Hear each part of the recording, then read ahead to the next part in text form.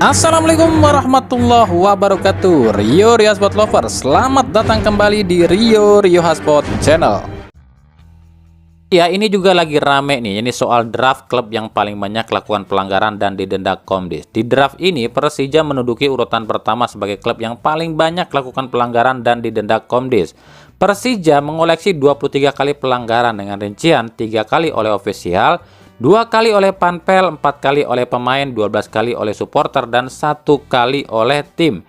Di urutan kedua ada Persib dengan 1 kali oleh ofisial, 1 kali oleh panpel, 7 kali oleh pemain, 10 kali oleh supporter dengan total 19 kali pelanggaran.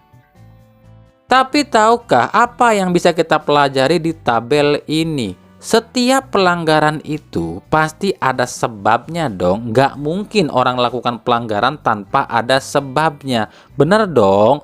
Ofisial nggak mungkin lakukan pelanggaran kalau wasitnya baik, kalau wasitnya benar. Sebab ofisial pasti akan memprotes wasit dan lakukan pelanggaran karena wasitnya dong. Panpel gak bakalan kena pelanggaran kalau supporter itu nggak dilarang away, karena kan panpel kena pelanggarannya cuma gara-gara adanya supporter away kan. Lah kalau supporter away itu nggak dilarang, panpel nggak kena pelanggaran dong. Pemain kena pelanggaran, kena teguran seperti ini wajar. Kenapa? Kalau wasitnya adil, nggak mungkin dong pemain pun berantem dan protes berlebihan. Bener dong. Supporter pun demikian. Supporter itu kebanyakan anarkisnya gara-gara satu, wasitnya nggak adil. Ketika wasit nggak adil, pasti dong supporter protes. Bener dong. Kedua adalah gesekan antara supporter satu dengan supporter lain. Kenapa? Karena adanya larangan supporter away. Supporter tuan rumah ngerasa jumawa dengan datangnya supporter tim tamu. Lu dilarang datang, ngapain datang? Banyak bacot lu, beribut yuk, ribut kan akhirnya. Siapa yang salah awalnya? Karena ada aturan dilarang away dong. Yang kedua, supporter lakukan pelanggaran karena terlalu euforia alias terlalu berlebihan seperti bakar flare dan lain-lain. Dari semua pelanggaran ini sumbernya tuh cuma satu loh, yakni wasit. Kalau wasitnya bener, nggak mungkin dong mereka ini lakukan pelanggaran. Makanya aneh kalau PSSI atau Komdis menerbitkan draft ini, sementara mereka nggak introspeksi diri. Apa penyebab ini semua? Penyebab ini semua adalah wasit biang kerok utamanya. Harusnya mereka benahi dulu wasitnya baru meluncurkan draft seperti ini. Makanya ini sama juga bohong alias dunia terbalik.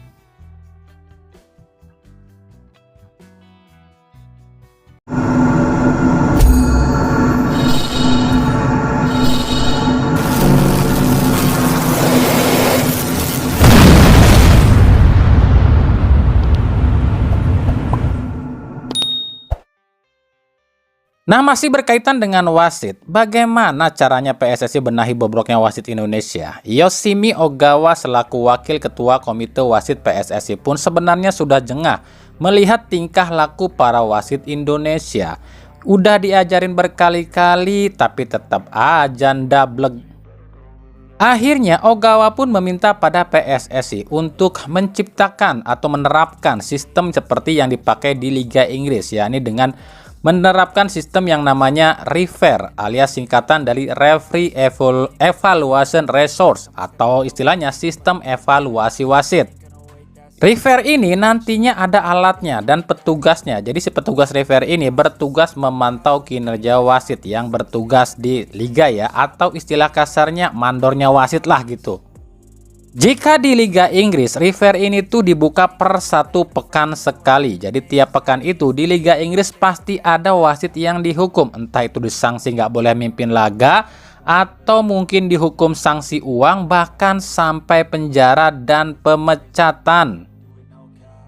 Tapi untuk REFER di Indonesia ini kabarnya akan dibuka per setengah musim kompetisi. Nantinya akan dihitung nih berapa banyak nih wasit ini ngelakuin pelanggaran atau kontroversi di dalam setengah musim kompetisi. Nanti akan diakumulasi ini. Nah, 3 posisi teratas otomatis akan terkena sanksi dari PSSI. Entah itu pelarangan pemimpinan laga, bahkan sanksi denda uang, dan juga bisa sampai penjara. Itu katanya ya.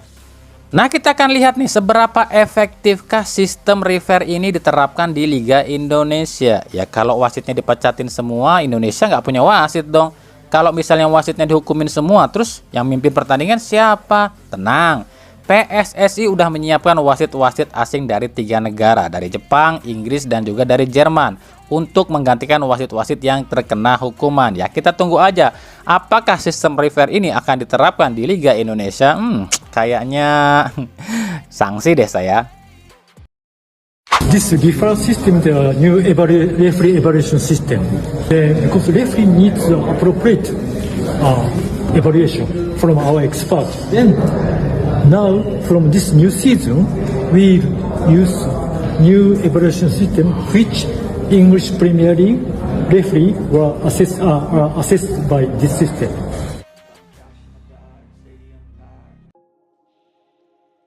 Lanjut kita ke berita klub ya. Dari Persib Bandung nih, Gustavo Franco udah resmi diumumin ya sebagai rekrutan barunya Persib Bandung. Selanjutnya mungkin ya hatur nuhun kali ya. Siapa ya? Ezra Walian. Kemungkinan sih Ezra Walian.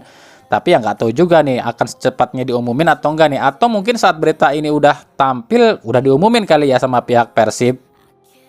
Berarti ada satu slot yang tersisa, yakni berposisi menyerang. Siapa ya? Apakah ada pemain-pemain seperti yang pernah kami bikinkan nama-namanya, atau justru nama-nama baru? Sebab Persib ini sekarang sulit ditebak ya, siapa pemain yang akan masuk. Tapi akan kami tampilkan kembali pemain-pemain baru yang kemungkinan bisa menjadi opsi, atau mungkin pemain-pemain inilah yang lagi diincar Persib. Tapi ini masih tebak-tebakan aja loh ya. Yang pertama, Patrick Niuleh, striker asal Liberia berusia 35 tahun, bertinggi tubuh 188 cm, yang saat ini tanpa klub. Klub terakhirnya adalah PDRM di Liga Malaysia.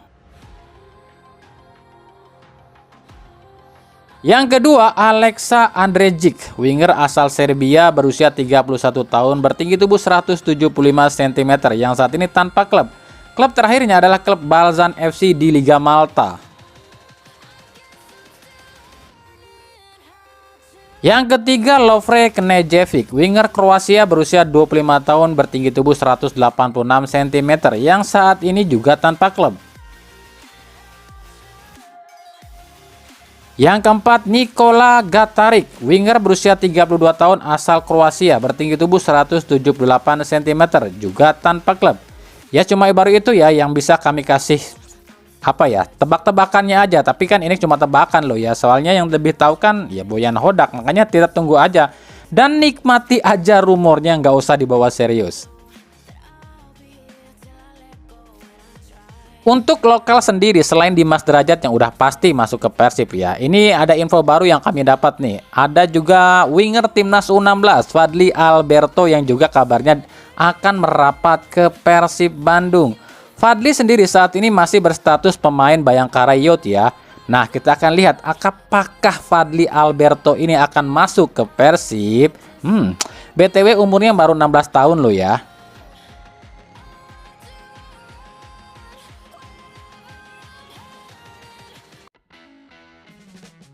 Dari Persebaya, Paul Munster memastikan akan menambah pemain asing lagi. Awalnya Paul Munster ini cuma akan pakai 6 pemain asing, tapi ternyata Paul Munster berubah pikiran.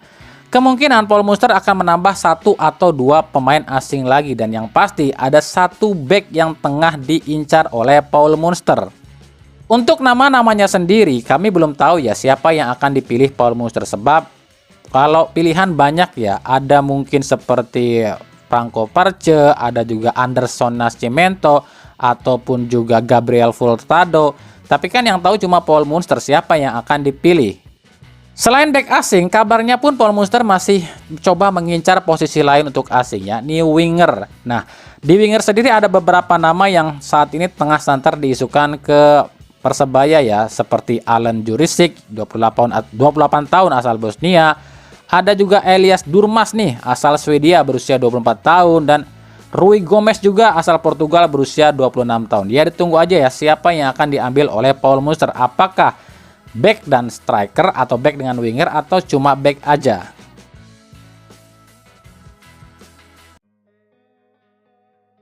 Dari Persija Jakarta, entah ini cuma kami yang ngerasa atau kalian ngerasa juga nggak sih?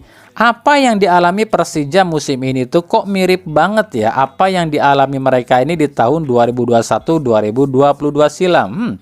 Apa sih yang mirip, kok bisa disebutnya mirip musim ini dengan musim 2021-2022?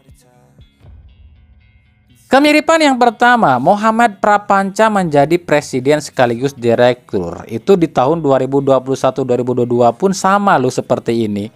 Kemudian kemiripan yang kedua, di musim 2021-2022, Persija menunjuk Bambang Pamungkas sebagai manajer.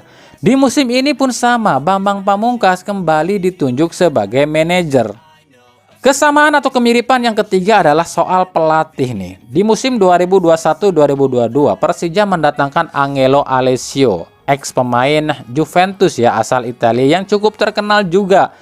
Di musim ini pun sama, Persija mendatangkan Carlos Vena, ex pemain Barcelona yang cukup terkenal juga loh. Kemudian soal pemain asing pun hampir sama ya. Di musim 2021-2022, Persija itu mempertahankan pemain-pemain lamanya seperti Marco Simic, Marco Motta, dan Rohit Chan. Cuma bertambah Yan Mota aja kali ya. Dan di musim ini pun sama, Persija hampir sama nih mempertahankan semua pemain asingnya. Cuma nambah satu pemain asing aja, itu pun belum diketahui siapa sosoknya.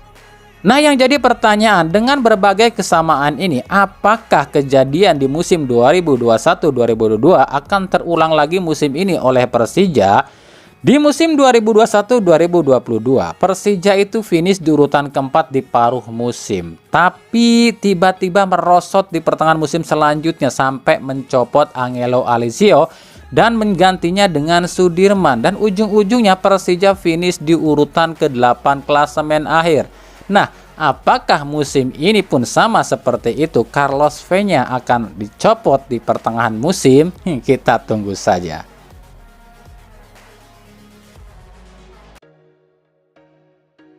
Dari Persita Tangerang, selain nama-nama seperti Sandro Embolo dan Bruno Da Cruz, Persita pun kabarnya akan merekrut striker asal Yunani naturalisasi Nigeria, Marius Ogboe, berusia 29 tahun.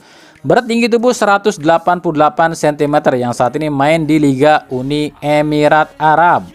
Dan kalau benar pemain-pemain ini jadi dan bergabung ke Persita, sekarang kita intip aja lah siapa aja sih pemain asing Persita musim depan. Yang pertama ada Igor Rodrigues, kiper asal Portugal. Ini statusnya don deal ya. Yang kedua Lucas Melano, striker asal Argentina. Ini juga statusnya don deal. Yang ketiga Jamerson Xavier, asal Brazil back nih, ini masih rumor ya. Yang keempat Sandro Embolo, Portugal back juga, ini juga masih rumor. Yang kelima ada Bruno Da Cruz, gelandang asal Brazil, ini juga masih rumor juga. Yang keenam ada Marius Ogboe, Yunani striker, ini pun masih rumor. Ditambah Javlon Guisenov dan juga Bae Shin Yong, maka lengkap sudah 8 pemain asing Persita Tangerang musim ini.